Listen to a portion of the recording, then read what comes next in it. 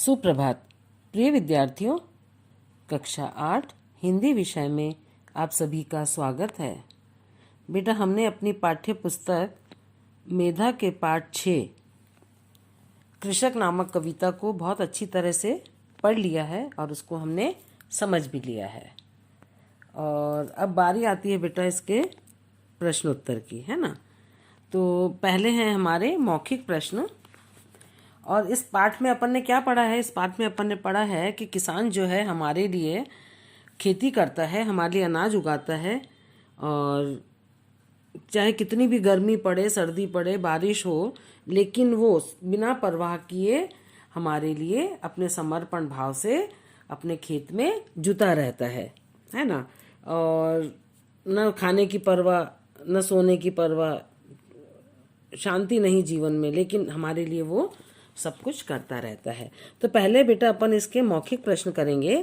पहला प्रश्न है क वाला, इस कविता में किसका गुणगान हुआ है? उत्तर है इसका, इस कविता में किसान का गुणगान हुआ है।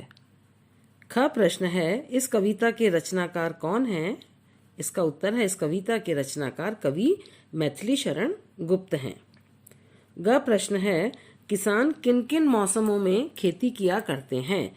उत्तर है इसका, किसान सभी मौसमों में खेती किया करते हैं, हर मौसम में वो खेती करते हैं। घ है, किसान खेतों पर रखवाली करने के लिए किस मौसम में ईंधन जलाते हैं, माने आग किस मौसम में लगाते हैं जिसपे वो तापते हैं। किसान खेतों पर रखवाली करने के लिए ठंड में, है ना, जाड़े में ईंधन जलाते हैं और तापते हैं और खेतों की रखवाली करते हैं। तो ये बेटा आपके मौखिक प्रश्न हैं जिन्हें आपको अपनी रफ कॉपी में लिखना है और याद भी करना है। और अब है बारी हमारे लिखित प्रश्न उत्तर की, है ना। तो प्रश्न 2 है, इन प्रश्नों के उत्तर लिखिए। क प्रश्न है, ग्रीष्म ऋतु में किसान को क्या क्या परेशानियां झेलनी पड़ती हैं? इसका उत्तर है, ग्रीष्म ऋतु में किसान को सूरज के प्रचंड ताप और हवा के गर्म झोंकों का सामना करना पड़ता है। ख प्रश्न है, किसान का भोजन कैसा होता है और वे कहाँ भोजन करते हैं? उत्तर है इसका, किसान को रूखी सूखी रोटियां खानी पड़ती हैं और वह भी खेतों पर ही खाता है।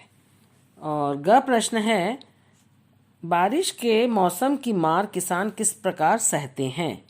उत्तर है इसका, किसान घनघोर बारिश में भीगते रहते हैं किंतु खेती का काम नहीं छोड़ते हैं। अब इसके बाद घ प्रश्न है, घनघोर शीत में भी किसान क्या करते हैं? उत्तर है इसका, घनघोर जाड़े से जब शरीर कंपकपाने लगता है तब वे आग लगाकर तप सेकते हुए खेतों में डटे रहते हैं और खेतों की रखवाली करते हैं। तो हमारे प्रश्नोत्तर हो गए बेटा, मौखिक और लिखित।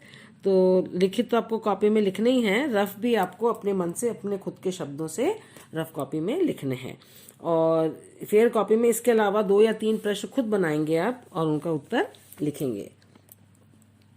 अब है इसमें प्रश्न 3, इन पंक्तियों में कुछ शब्द गलत आ गए हैं, उन्हें ठीक करके लिखिए। ये आप बुक से देख के लिखेंगे अपने। क है, बरसा रहा सूरज अनल, भूतल तवासा गल रहा है, बह रहा सनसन पवन, बदन से पसीना ढल रहा। तो ये इसमें शब्द गलत हैं, तो शुद्ध है इसके, बरसा रहा है रवि अनल, भूतल तवासा जल रहा, गल की जगह आएगा जल, और है चल रहा सनसन पवन, तन से पसीना ढल रहा, ढल रहा की जगह बह रहा, है ना।